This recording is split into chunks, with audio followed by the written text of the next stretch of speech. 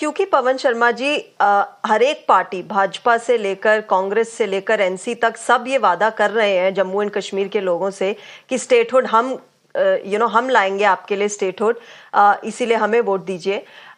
क्या लोगों में वो विश्वास है कि ये पार्टी हमारे लिए ला सकती है स्टेटहुड वापस, और क्या वो पेशेंस है? क्योंकि इलेक्शन के लिए भी काफी टाइम से डिमांड थी, जब से एब्रोगेशन हुई थी अब जाके इलेक्शन हुए हैं। वो स्टेटहुड की जो मांग है उसके लिए है पेशेंस, है ट्रस्ट कि हाँ जो भी आएगा वो लेकर आएगा? देखिए, जब चुनाव होते हैं इस तरह के मुद्दे जो हैं वो लोगों को भी पता होता है कि कुछ मुद्दे ऐसे होते हैं जो उसके मैनिफेस्टो में तो होते हैं लेकिन बाद में भुला दिए जाते हैं। तो ये शॉर्ट मेमोरीज भी होती है कि कुछ लोग जी। भूल भी जाते हैं कि वो मुद्दा था कि नहीं था। लेकिन हाँ, जम्मू कश्मीर में इस बार जो है स्टेटहुड को लेकर एक बड़ा मुद्दा है, क्योंकि अपोजिशन में सब लोग कांग्रेस, पीडीपी, एनसी या तमाम जो लोकल पार्टीज हैं, चाहे पीपल कॉन्फ्रेंस हो, पैंथर पार्टी हो, जितनी भी पार्टीज हैं उनकी डिमांड है कि हमें स्टेटहुड वापस मिले। और सरकार ने भी कहा था और भारतीय जनता पार्टी की भी मांग है कि स्टेटहुड मिलेगा। अब हर पार्टी कह रही है कि स्टेटहुड मिलेगा, लेकिन हाल ही में प्रधानमंत्री का जब दौरा था जम्मू कश्मीर में तो उन्होंने भी इसके ऊपर कहा था कि देनी तो हमने है, केंद्र में तो हम हैं, तो इसलिए अगर आप स्टेटहुड चाहते हो तो तमाम जितने लोग हैं वो हमारे कैंडिडेट्स को वोट दीजिए। तो अब ये लड़ाई वहां पर है कि दिलवाएगा कौन, देगा कौन और मिलेगी कैसे। ये तीन इसके अलग अलग पहलू हैं, तीनों को हम अलग अलग करके जी। देख सकते हैं।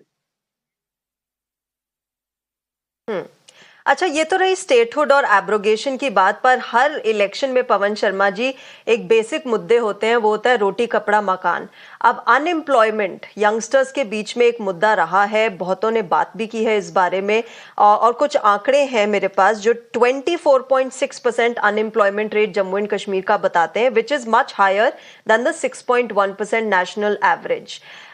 इस बारे में हर एक पार्टी की क्या क्या प्रतिक्रिया रही है? क्या वोटर्स आज ये दिमाग में लेके गए हैं बाहर की अनएम्प्लॉयमेंट भी एक बड़ा मुद्दा है? बिल्कुल, हमने बहुत से पोलिंग स्टेशन के ऊपर आज दौरा किया था, बहुत से हमारी टीमों ने लोगों से बात भी की है। यूथ का मुद्दा एक ही है कि हमें रोजगार चाहिए, हम रोजगार के लिए वोट डालने आए हैं। और जम्मू कश्मीर में जब से एलजी प्रशासन है तब से आप भले ही कहो कि हमने बहुत सी नौकरियां आपको दी होंगी, लेकिन जो लोगों को उम्मीदें थी, यूथ को जो उम्मीदें थी कि हमें अलग अलग विभागों में नौकरी मिले, लेकिन यहाँ पर दो तीन स्कैम होने के चलते यूथ जो था वो काफी निराश हो गया था।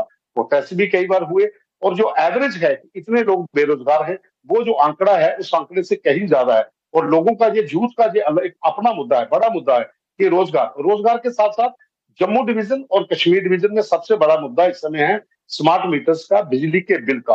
वो लोग ज्यादा परेशान हैं और उनकी उम्मीद है कि जी। सरकार आए, डेमोक्रेसी सेटअप हो, जो भी जहां पे सरकार बने वो पहले इन मुद्दों पे ध्यान दे, बेरोजगारी को दूर करे, यूथ को सेटल करे, स्किल डेवलपमेंट के नए नए प्रोजेक्ट लाए जाए, और साथ में जो आम लोगों को दिक्कत आती है, बिजली पानी की जो समस्या है, खास करके स्मार्ट मीटर्स का मुद्दा जम्मू कश्मीर में बहुत बड़ा मुद्दा है, उसे लेकर जो पार्टी बात करती है तो उसके फेवर में पोलिंग जो है वो होगी।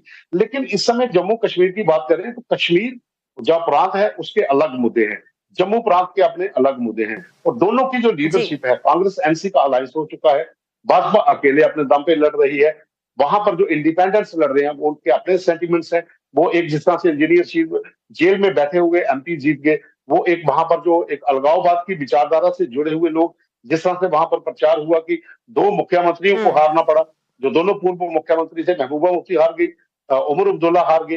तो वो जो एक जी। अलगाववाद की विचारधारा से जुड़े हुए लोगों के सेंटिमेंट्स को लेकर जो कश्मीर में चला था, वहां पर छोटे मुद्दे पीछे रह जाते हैं, वहां पर इन मुद्दों की कोई तवज्जो नहीं होती, क्योंकि जब आप सेंटिमेंट्स की आड़ में बहना शुरू होते हैं तो ये सब मुद्दे दफन हो जाते हैं। लेकिन जम्मू संभाग में ये मुद्दे जो है ये बड़ा फैक्टर है, इसमें बिजली पानी की समस्या है, बेरोजगारी की समस्या है, और तमाम मुद्दे हैं, किसानों के अपने मुद्दे हैं, किसानों को बिजली के बिल से ज्यादा परेशानी है। अग्निवीर स्कीम को लेकर जम्मू कश्मीर में काफी निराशा है, क्योंकि जो बॉर्डर बेल्ट जम्मू कश्मीर की है, बहुत से गांव ऐसे हैं जहां से हर घर से एक फौजी है, हर घर से फौज में एक नया गया हुआ है। तो वो उनका एक रोजगार का साधन था अग्निवीर को लेकर। हाँ, ये बात अलग है कि अब सरकार ने अलग अलग विभागों में जी। अग्निवीर की स्कीम्स के परसेंटेज रखी है कि जो वापस आएंगे उनको एडजस्ट किया जाएगा। खैर वो बात की बात होगी, लेकिन इस समय मुद्दा जो है लोगों को रोजगार, बिजली पानी, और जहां पर खास करके यूथ को स्किल डेवलपमेंट के लिए नए नए प्रोजेक्ट लाने हैं, ताकि यूथ जो है, सरकारी नौकरी अगर नहीं भी मिलती है तो जी। आप ऐसे साधन पैदा कर सके जहां पर यूथ जो है उसको एडजस्ट किया जा सके। जी, आई थिंक वो over dependence on government jobs is something that the youngsters also want to get rid of, but देखते हैं आगे पवन शर्मा जी कैसे ये जम्मू एंड कश्मीर का इलेक्शन बढ़ता है. I wrap it up here. Pawan Sharma ji, thank you very much for joining us on Mirror Now and helping us understand this entire context of phase 1 of the historic elections in Jammu and Kashmir. With that, viewers, let's move on and get to the big